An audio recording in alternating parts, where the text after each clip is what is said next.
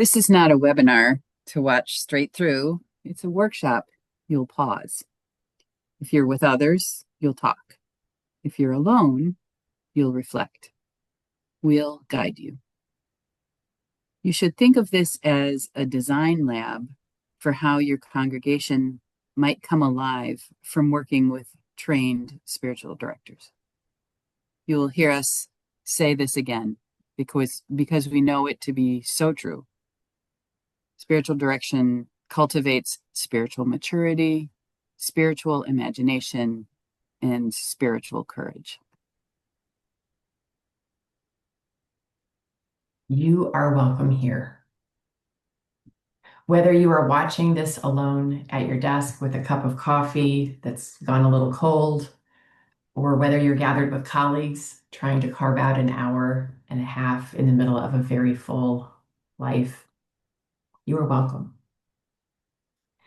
You don't need to be caught up. You don't need to be clear. You don't need to have answers ready. You can arrive exactly as you are. We'll offer some framing, some stories, and some structure. And we'll also invite you to slow down enough to notice what is actually true in your setting, not what sounds good in theory, because leaders are carrying a lot right now. There is a long tail of pandemic exhaustion. The way decision-making has gotten foggy or reactive. The confusion between urgency and discernment, where everything can start to feel equally pressing and nothing quite clear. So this time is for you and for the community that you serve and for the quiet work of discernment that so often gets pushed aside. So let's begin by arriving. Feel your feet on the ground if that feels good. Notice your breath. Let your shoulders drop a little bit. And just begin to notice. Where is the exhaustion showing up in your leadership right now? And where does discernment feel difficult or out of reach? Take a moment to pause for 3 or 5 minutes, either alone with a notebook or in conversation with whoever is in the room. We're going to pause. There's a slide. And whenever you're ready, start the video back up again.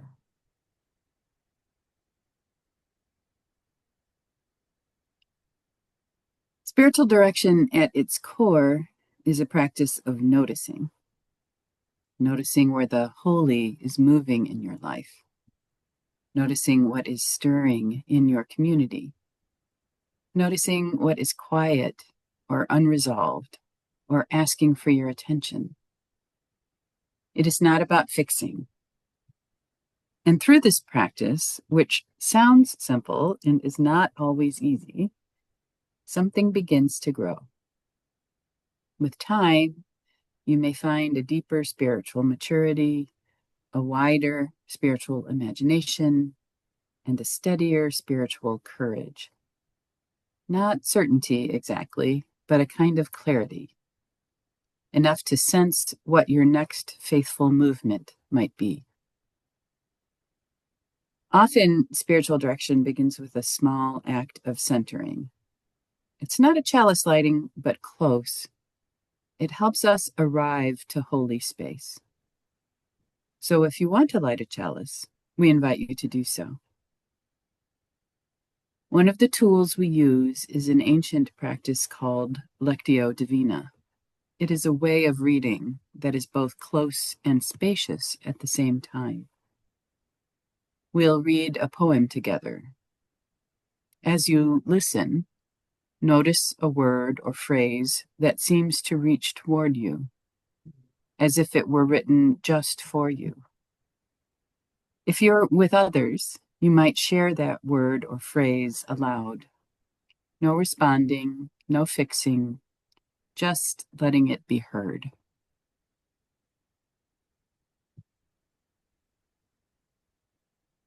Centering, Blessing the Chaos by Jan Richardson. To all that is chaotic in you, let there come silence. Let there be a calming of the clamoring, a stilling of the voices that have laid their claim on you, that have made their home in you, that go with you even to the holy places, but will not let you rest. Let there be an opening into the quiet that lies beneath the chaos, where you find the peace you did not think possible, and see what shimmers within the storm.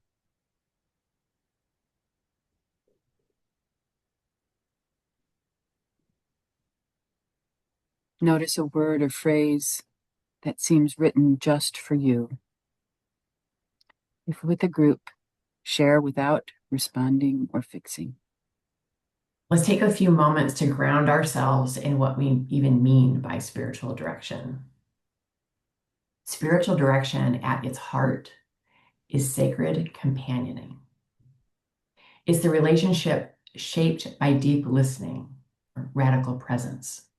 Not listening for what to do next, not listening to solve or advise, but listening for the movement of the holy as the directee or the person in your care understands it. Listening for what is already unfolding beneath the surface of a person's life. In spiritual direction, the assumption is that something sacred is already present and alive. Our role is not to insert wisdom, but to help the other person notice. It's a different posture than most of us are trained in, or even our society expects of us. It's not therapy, it's not coaching or consulting, it's not problem solving. Those are all valuable practices and they have their place. But spiritual direction is not oriented around fixing what is wrong, even when it's really obvious. It's oriented around attending to what is true, what is alive, what is emerging, what feels holy. And from that kind of attention, something begins to shift. Clarity comes because you can hear more clearly what is yours to do. This is where the deeper invitation lives. Spiritual direction is often treated as like a niche practice, something for a few people, something optional or extra. But what we are seeing, especially in congregational life, is that it's not extra at all. It's a sustainability practice.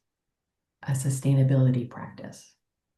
Because when leaders do not have spaces for discernment, everything feels and becomes urgent. Do you feel that urgency in your leadership? Every decision feels immediate. Every conflict feels heightened. Every question demands a quick response. And over time, that erodes both the leader and the community. Spiritual companionship creates a different kind of space, a space where leaders can slow down enough to listen, to discern, to remember they are not alone in their leadership. And when that kind of space exists, even in small ways, it begins to change the culture of a system. Where, if anywhere, does spiritual companionship already exist in your system? Where do you see it, even in small or informal ways? And where is it missing? Where do you notice a longing for it or a gap where it could make a difference? If you're with others, take a few minutes to talk together. And if you're on your own, you might jot down what comes to mind.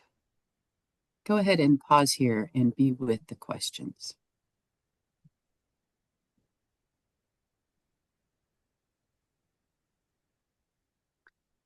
Many might already be in spiritual direction one-on-one and meet with a trained practitioner monthly.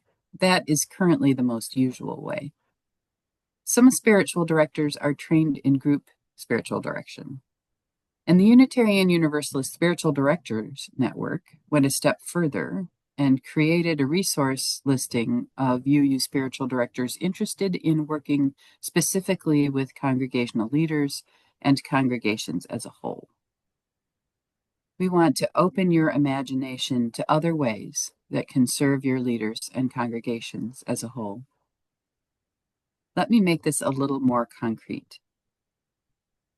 We want to offer a few short glimpses. These aren't idealized stories. They're moments from real congregational life where spiritual companionship began to shift something. First, a board. A board that had been meeting for months in tension.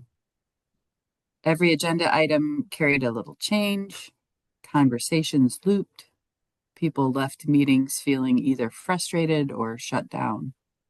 They were good people, committed, and tired. They decided, somewhat skeptically, to try group spiritual direction for one meeting a month. Same people, same room, but a different posture. They began with silence. One person spoke at a time without interruption. Others responded only with a word or phrase. No advice, no fixing. At first it felt slow, unfamiliar. But over time, something shifted. They began to hear each other differently. The urgency softened just enough for discernment to emerge. Decisions didn't always get easier, but they got clearer. What became possible was not a perfect board, but a more grounded one. A board that could stay in the conversation without escalating. The second example, a congregation president or other leaders under significant pressure. The president carrying more than anyone could see. I mean, if you were a president watching this, you see stuff you can't unsee. Such compassion coming your way. Presidents often hold conflict, hold the expectations from all sides, trying to be responsive, fair, strong, compassionate all at once. They began meeting monthly with a spiritual director. No agenda, no report to give, confidential space to lay stuff down. A space to speak honestly and be listened to without being managed, advised, or judged. Over time, the shift was subtle but profound. The president stopped reacting so quickly. They could tell the difference between what was theirs to carry and what was not. They made decisions with a little more steadiness, even when they were hard. What became possible was a different kind of leadership, not less responsibility, but less isolation inside it.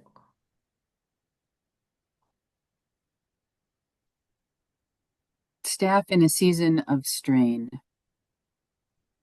A staff team navigating grief in the congregation stretched capacity and the ongoing hum of too much to do. They began a simple rhythm. Once a month, instead of a full business meeting, they set aside time for group spiritual direction. Not to process logistics, not to plan, to notice. One person would share what was weighing on them. Others would listen and reflect back what they heard or what they sensed moving. There were tears sometimes. There was laughter, too. And over time, something shifted. They felt less alone with what they were carrying. They began to trust each other in a deeper way. Even their regular meetings changed tone, just a bit more spacious, a little less reactive. What became possible was resilience, not because the workload changed, but because the way they were holding it did. These examples are not dramatic transformations. They are small shifts in posture that ripple outward, almost an orientation, a lens, a different kind of lens. They begin with creating space for noticing rather than fixing. You hear us say that a lot, don't you? Which of these examples feels closest to your current reality? Where do you feel that could be us, or we need that? Now we're going to shift from reflection to design. Since we're not in a live setting together, this part becomes a guided design session. We want you to be invited to slow down here. Resist the urge to jump too quickly to the big vision. We are not designing your congregation's entire future. We are designing a first experiment. Small is good here. Clear is good. Doable is holy. If spiritual companionship is going to become part of congregational life, it usually does not begin with a grand rollout.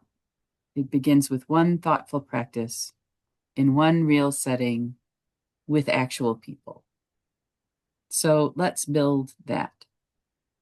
You may want a piece of paper for this. If you're with others, you may want someone to jot things down. Start with this question. Who is this for? Is this for your board, your staff team, your minister, your congregational president, a small group of leaders carrying a lot?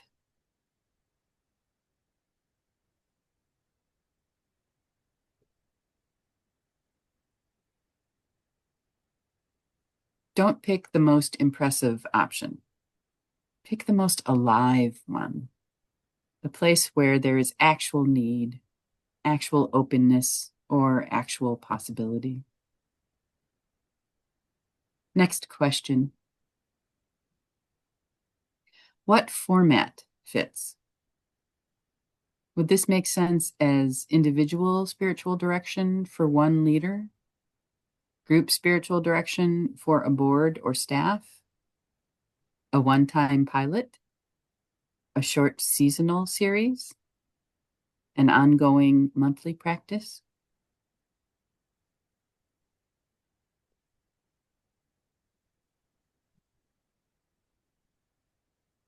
You do not need the perfect model. You need a form that your people can actually say yes to. Next, what is a realistic cost? Could this begin as a free pilot? Would a small stipend make sense? Could it become a line in the budget over time? Is there a partner, donor, or leadership development fund that could support it? Sometimes the obstacle is not really money. Sometimes it is imagination. Still, it helps to be honest here. The fee recommendation from the Unitarian Universalist Ministers Association is basically $75 to $150 an hour.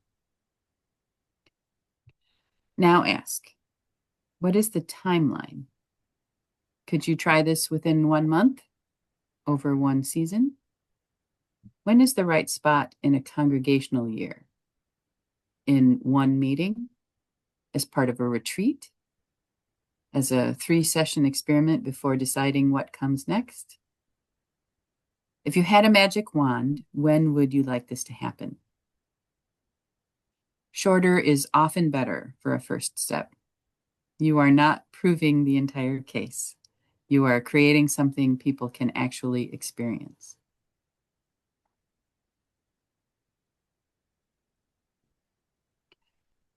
And then this important question: how will you introduce it to leadership? What words will help people understand what this is? How will you describe it in a way that feels grounded, useful, and not mysterious? What need is it responding to? What story, for example, or invitation might help others say yes? You do not need a sales pitch. You need a faithful introduction. So here is your invitation. Design your first experiment. Keep it small enough that you will actually try it. Write it down. Give it a shape. Name who it is for, what it will be, what it might cost, when it could happen, and how you will introduce it. If you're with others, take the next 10 to 15 minutes and work on it together. If you're on your own, sketch out a draft you could come back to later. Do not worry about getting it perfect. Your job is not to impress anyone. Your job is to make the next faithful move more visible. Go ahead and pause here.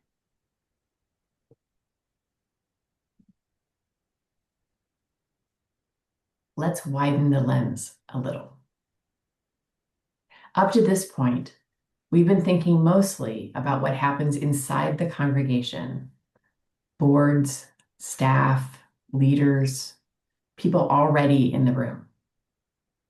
But Unitarian Universalist communities have never only been about what happens within our walls.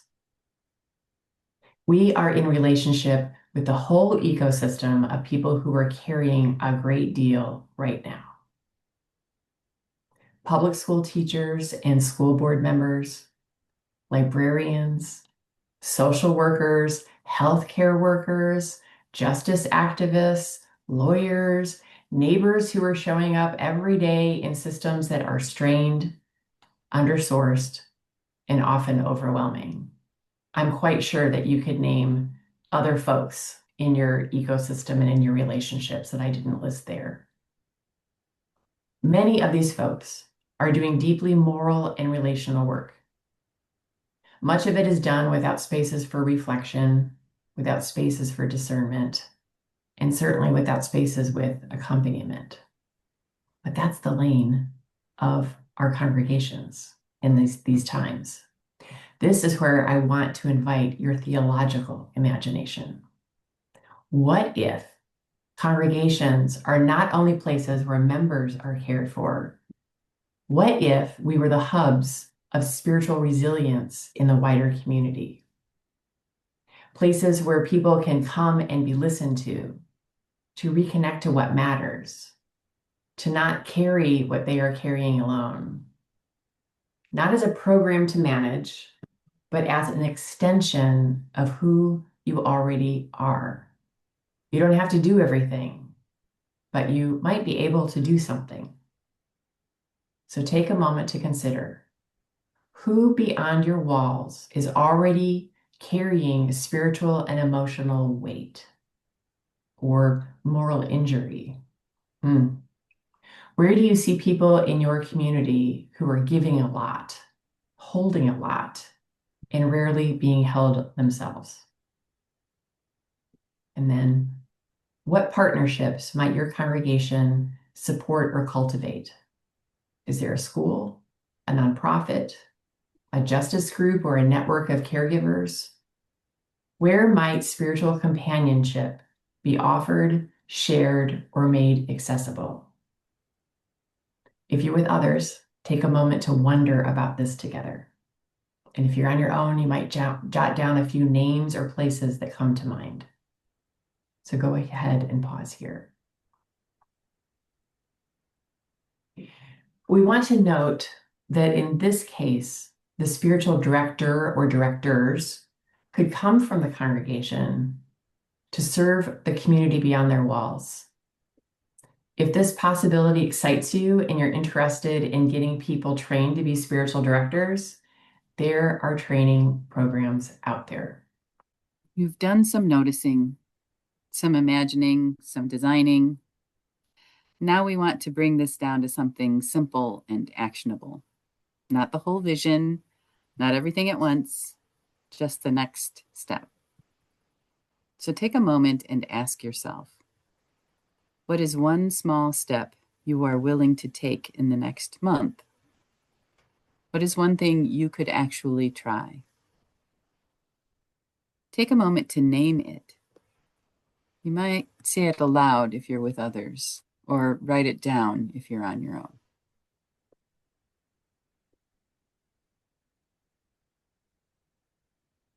And then, what will help you follow through? Is it putting a date on the calendar? Reaching out to one person? Bringing the idea to a meeting? Writing a short invitation? Let that be concrete. Dear ones, thank you for taking the time, being with the questions and the ideas. There are resources available for you, and you are certainly welcome to contact either Mary or myself. So as you go, may you remember this. You are doing meaningful work in a complicated time. You are holding people and systems and stories that matter. May you also honor your limits, not as failures, but as part of your humanity, as reminders that you were never meant to carry this alone. May you find companions along the way, people who will listen with you and alongside you. Spaces where you can set things down, even briefly, and notice what is true. May the way you hold your leadership begin to shift with a little more space, with deeper listening, with a growing trust that something sacred is already at work among you. And as you go, may you carry your experiment with you. Let it be imperfect. Let it be small. Let it be real. And may it be enough to begin.